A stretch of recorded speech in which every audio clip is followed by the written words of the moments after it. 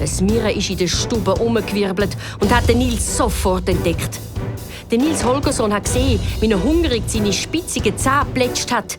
Das Mire hat nach dem Nils schnappen, aber der Nils war schneller.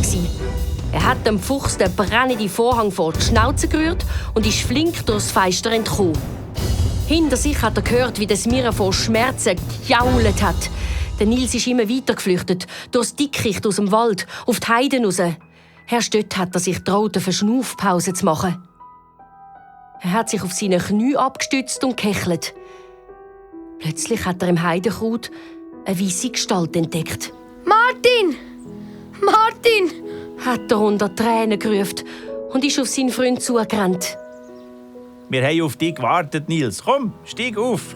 Wir lassen dich nicht im Stich.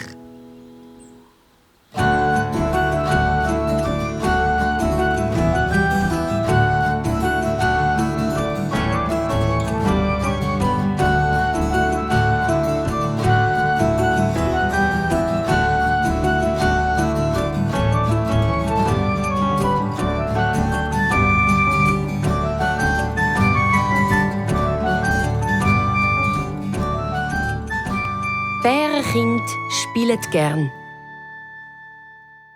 Der Westwind ist der Gans entgegengeschlagen, wo sie über ein grosses Industriegebiet geflogen sind. Dacca hat gesehen, wie der Nils mit offenem Maul die rostigen Dächer und rauchenden Chemie unter sich gemustert hat. «Das ist das Industriegebiet von Westmannland», hat sie ihm zugerufen. Der Wind ist immer stärker geworden und hat ganz hin und her gewirbelt wie Blätter in einem Herbststurm. Plötzlich hat Nils einen besonders starken Windstoß erfasst und er ist von Martin seinem Rücken in die Tiefe gestürzt. «Halt! Wart auf mich!» hat Nils in den Himmel aufgeschrien, aber gegen den stürmischen Westwind ist er einfach nicht angekommen. «Wo bin ich hier nur gelandet?» Der Nils Holgersson hat sich im Kreis gedreht. Rund um ihn herum haben sackige Felswände in die Höhe geragt. Es war dunkel und kalt und nass. Der Nils hat versucht, an einer Felswand aus dem Loch rauszuklettern, aber er ist mit seinen Fingern immer wieder am glitschigen Stein abgerutscht und mit dem Rücken auf dem feuchten Erdboden gelandet.